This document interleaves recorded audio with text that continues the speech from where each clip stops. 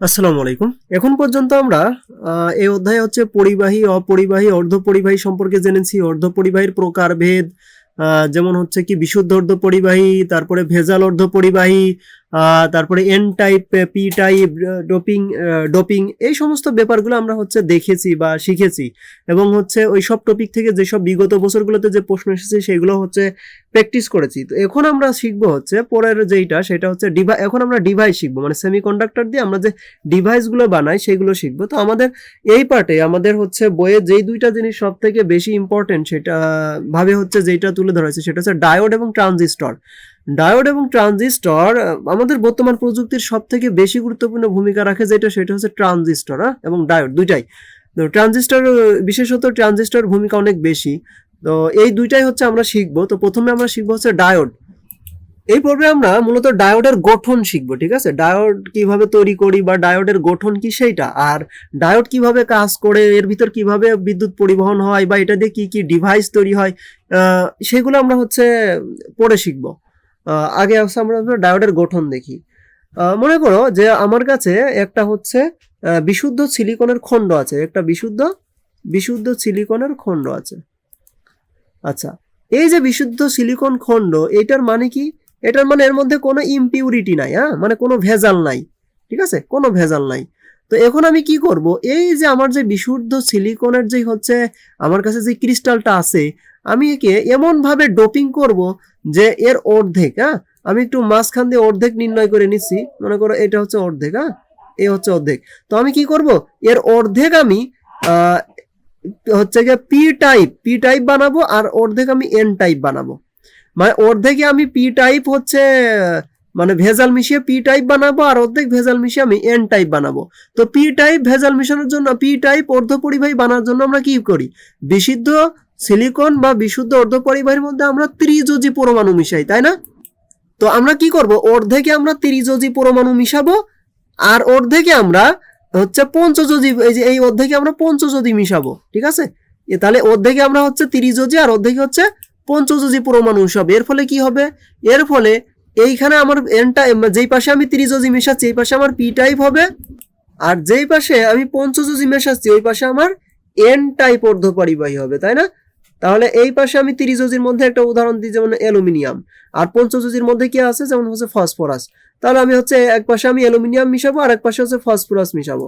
তাহলে আমি যেই পাশে অ্যালুমিনিয়াম মিশাচ্ছি ওই পাশে আমি কি টাইপ পাবো, ওই পাশে আমি পি টাইপ পাবো, তাই তো? আর যেই পাশে আমি ফসফরাস মেশাচ্ছি ওই পাশে কি টাইপ পাবো, ওই পাশে হচ্ছে এন টাইপ পাবো, ঠিক আছে?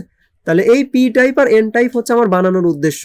কেন বানাচ্ছি তাহলে একটু পরেই হচ্ছে দেখতে পাবো। তাহলে এই পাশে আমি কি করি, এই পাশে আমি এখন ভেজাল মিশাবো, কি ভেজাল, অ্যালুমিনিয়াম। আর এই পাশে কি করব, এই পাশে হচ্ছে ফসফরাস মিশাবো। ওকে, আচ্ছা। এখন একটা জিনিস, সেটা হচ্ছে আমরা জানি বিশুদ্ধ সিলিকনের মধ্যে কি থাকে, ইলেকট্রন এবং হোল কিন্তু থাকে, মুক্ত ইলেকট্রন এবং হোল থাকে, কিন্তু সেটার সংখ্যা কিন্তু সমান। মানে যত সংখ্যক মুক্ত ইলেকট্রন থাকে ঠিক তত সংখ্যক কি থাকে, তত সংখ্যক হচ্ছে হোল থাকে, তাই না?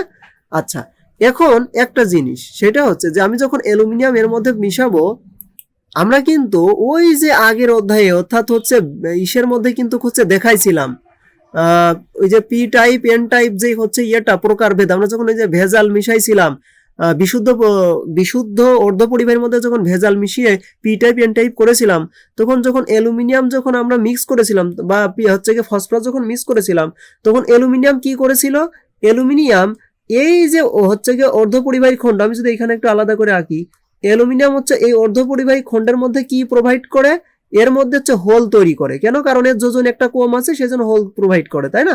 তো আমি যদি 1 কোটি অ্যালুমিনিয়াম মিশাম তাহলে এর মধ্যে 1 কোটি হোল তৈরি হবে।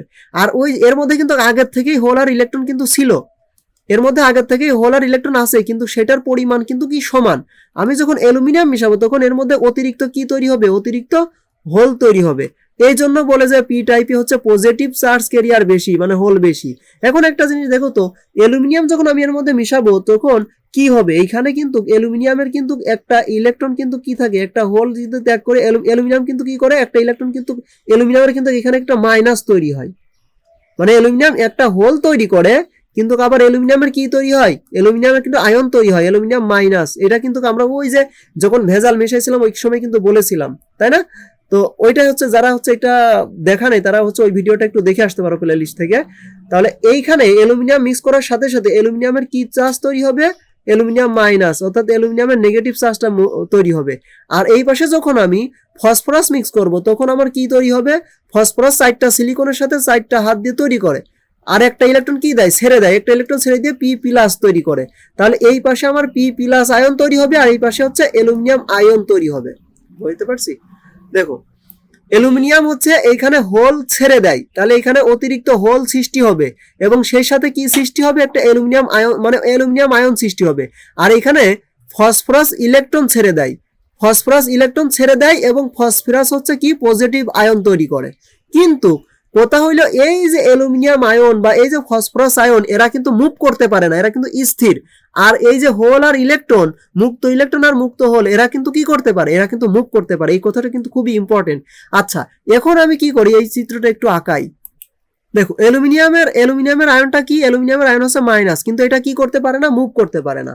তো আমি মাইনাস দিয়ে, মনে করো মাইনাস দিয়ে আমি বুঝালাম যে এটা হচ্ছে অ্যালুমিনিয়ামের হচ্ছে সেই মাইনাস।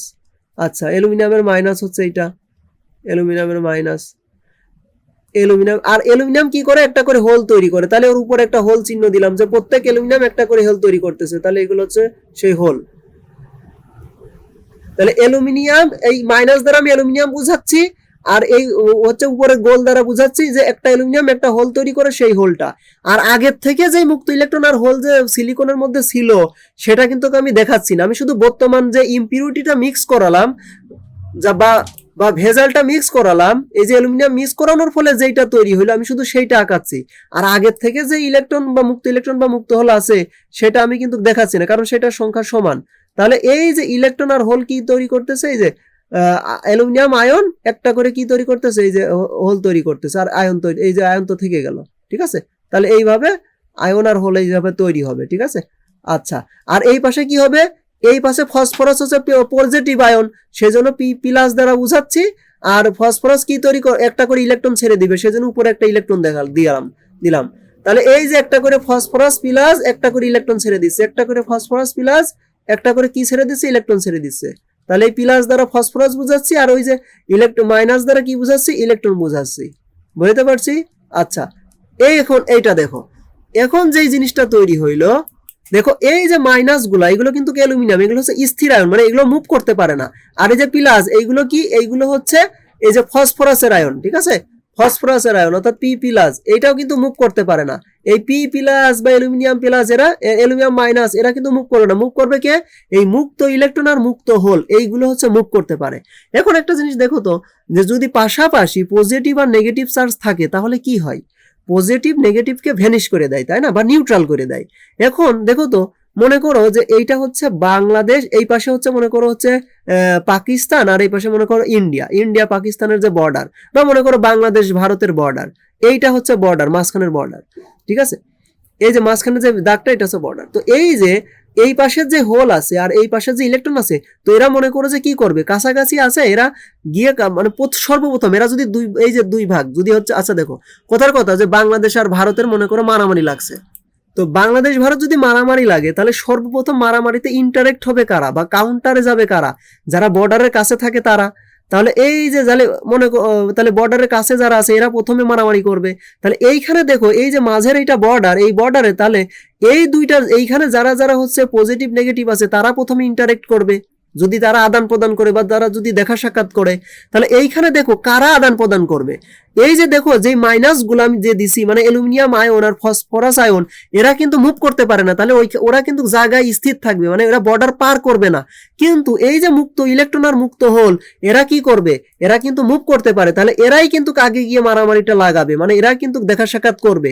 তো এই হোল কি পজিটিভ চার্জ ধারণ করে আর ইলেকট্রন কি নেগেটিভ চার্জ ধারণ করে, তাহলে এরা প্রথমে মারামারি করে নিউট্রাল হয়ে যাবে, মনে করে যে মারা যাবে এরা, তাহলে এরা কি নিউট্রাল। এখন একটা জিনিস দেখো, যখন এই সীমানার কাছের এই যে বর্ডারের কাছের মনে করো এরা গিয়ে এই ইলেকট্রন গুলো আর এই হোল গুলো গিয়ে যখন ইন্টারেক্ট করে ভ্যানিশ হয়ে গেল, তখন কিন্তু এই যে এই অ্যালুমিনিয়াম যে মাইনাস গুলো এরা কিন্তু এখানে থেকে যাচ্ছে, আর ফসফরাসের প্লাস এরাও কিন্তু থেকে যাচ্ছে, তাই না, এরা কিন্তু। তো এদেরকে মনে করো এরা হচ্ছে সেই হচ্ছে বিএসএফ, আর এরা হচ্ছে মনে করো এই মাইনাস গুলো এরা মনে করো যে বিজিবি। ঠিক আছে, তো এই বিজিবি ওদের দেশের ইন্ডিয়ার লোকদেরকে কিন্তু ঢুকতে বাধা দিবে, আবার বিএসএফ বাংলাদেশি লোককে কিন্তু ঢুকতে বাধা দিবে। তার মানে এই যে এই পাশে যে নেগেটিভ চার্জ গুলো আছে, এই পাশে যারা আরো নেগেটিভ চার্জ, যেখানে কিন্তু শত শত আছে, কোটি কোটি আছে, তো এই নেগেটিভ চার্জ যখন এই দিক দিয়ে প্রবেশ করতে যাইবে, দেখো এই যে যেই নেগেটিভ গুলো স্থির হয়ে আছে, এই নেগেটিভ কিন্তু এদেরকে বিকর্ষণ করবে, করে কিন্তু এই ভিতরে কিন্তু আসতে দিবে না, তাই না? আমরা এমনি সাধারণত কি ভাবতেছিলাম যে সব পজিটিভ ওই পাশে যাবে আর সব নেগেটিভ এই পাশে এসে সব ভেনিশ হয়ে যাবে, কিন্তু না, এই যে নেগেটিভ যেগুলো মুভ করতে পারে না, এগুলো কিন্তু জায়গায় দাঁড়ায় থাকবে। আর এই পাশে যেই মুক্ত ইলেকট্রন, এরা যখন এদিকে প্রবেশ করতে চাইবে, তখন কিন্তু এরা কি করবে, এরা কিন্তু বাধা দিবে, বিকর্ষণ করবে।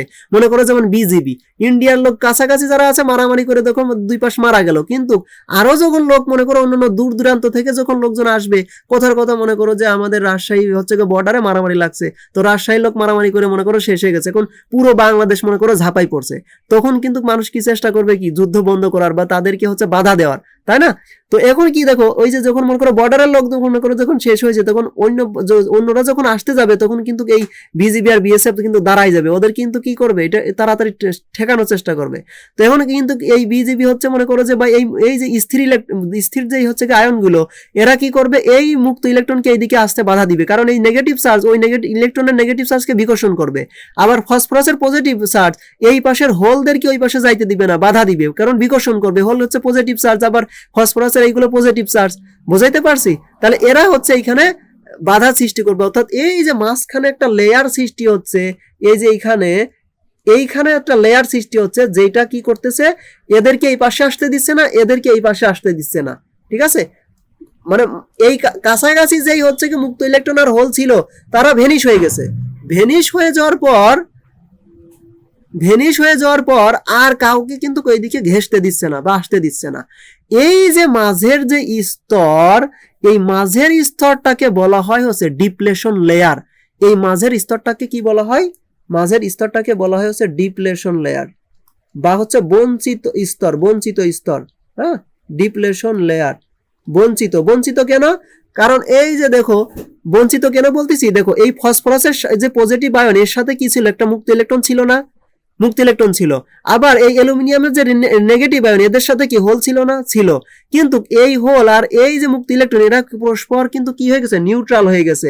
তার মানে এই ফসফরাসের আয়নগুলো তাদের নিজেদের যে মুক্ত ইলেকট্রনের যে জোড়া, সেইখান থেকে কিন্তু বঞ্চিত হয়েছে।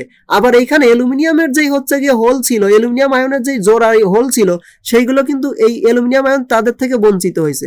ওই জন্য, কারণ এই অ্যালুমিনিয়ামের আয়নের সাথে কিন্তু কার হোল নেই, এই মানে যারা বর্ডারের কাছে আছে। আবার যারা দেখো এই পাশে ফসফরাসের আয়নের সাথে কিন্তু ইলেকট্রন নেই, তারা কি হয়ে গেছে, ভেনিশ হয়ে গেছে, এখন তারা ফসফরাস বঞ্চিত।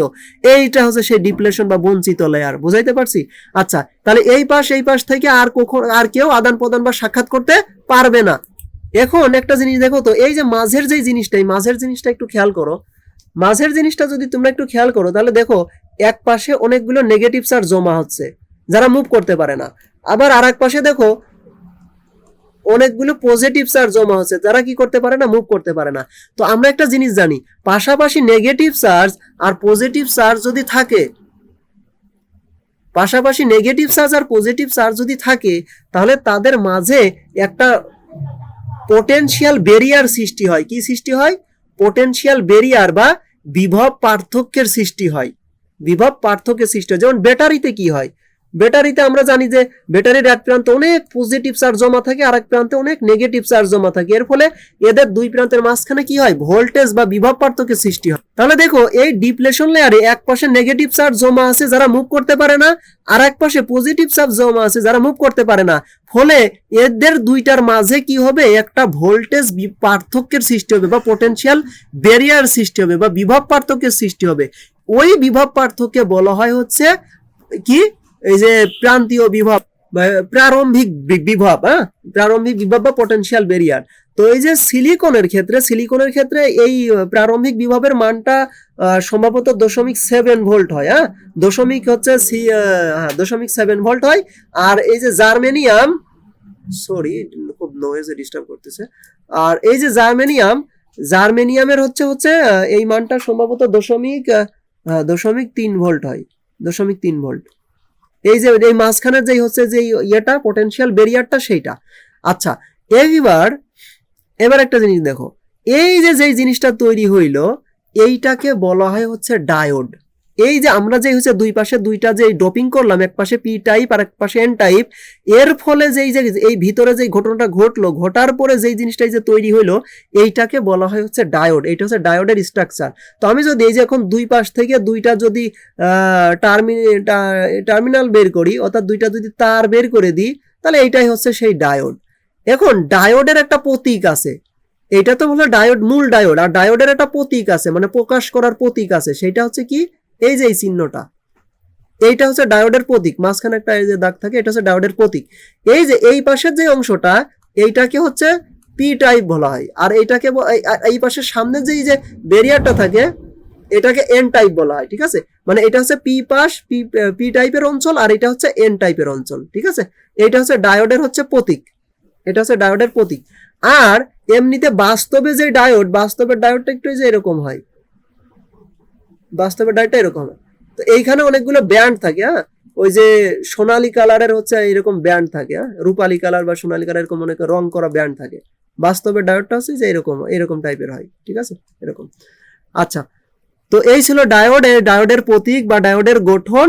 এর পরবর্তী ভিডিওতে আমরা দেখব হচ্ছে ডায়োড কিভাবে কাজ করে, যেমন বায়াসিং আছে, বা এর ভিতর দিয়ে বিদ্যুৎ পরিবহন করলে কি ঘটবে, এটা দিয়ে কি কি হচ্ছে ডিভাইস তৈরি করতে পারবো আমরা, সেই সব শিখবো। আর একটা কথা বলি, ডায়োডের হচ্ছে একটা নাম, তো ডায়োড তোমরা অলরেডি ডায়োডের সাথে তোমরা কিন্তু পরিচিত। যেমন এই যে এলইডি টিভির কথা জানো না, এলইডি টিভি, তাই এলইডি হচ্ছে বাল্ব, এইগুলো হচ্ছে জানো না। তো এই যে এলইডি এর পূর্ণ কি, এল ফর হচ্ছে লাইট, LIGHT, ই ফর হচ্ছে ইমিটিং, মানে যেটা হচ্ছে নিঃসরণ করে, হ্যাঁ, নিঃসরণ, ইমিটিং মানে লাইট নিঃসরণ করে। আর ডি মানে কি, ডি তে হচ্ছে ডায়োড, হ্যাঁ, ডি তে হচ্ছে ডায়োড। তাহলে লাইট ইমিটিং ডায়োড, এইটাই হচ্ছে সেই এলইডি বাল্ব, এলইডি টিভি, ঠিক আছে, এইগুলা। তো এইগুলো আমরা হচ্ছে সামনের বিষয়ে শিখবো, সামনের ভিডিওতে আমরা ডায়োডের হচ্ছে যে ব্যবহার আছে বা হচ্ছে ইয়েগুলো আছে, ডায়োডে কিভাবে কাজ করে, এইগুলো আমরা শিখবো। তো সামনের ক্লাসে দেখা হবে ইনশাল্লাহ। ও আরেকটা কথা, সেটা হচ্ছে যে আমার মাইক্রোফোন নষ্ট হয়ে গেছে, এই জন্য হচ্ছে এই সে রাস্তার পাশে থাকার কারণে একটু হচ্ছে মানে গাড়ি একটু নয়েজ টয়েজ আসে, একটু কষ্ট করে আমরা দ্রুতই হচ্ছে এই সাউন্ড প্রবলেমের বিষয়টা হচ্ছে ঠিক করে ফেলবো ইনশাল্লাহ। আর ক্লাস ভালো করে লাগলে অবশ্যই হচ্ছে এডু স্মার্ট উইথ মুয়াজ, এটা হচ্ছে সাবস্ক্রাইব করে রাখো, যাতে সাথে সাথে ক্লাসটা পেয়ে যাও, আপডেটটা যেন পেয়ে যাও। আর যদি তোমাদের কোনো অধ্যায়ের উপর যদি ক্লাসের প্রয়োজন হয়, তাহলে সেটা কমেন্টে জানাবে অবশ্যই, আমরা সেটা হচ্ছে নিয়ে আলোচনা করবো ইনশাল্লাহ। আর যদি কোনো বিষয়ে প্রশ্ন থাকে, তাহলে সেটাও কমেন্টে জানাবে, আমরা উত্তর দিব ইনশাল্লাহ।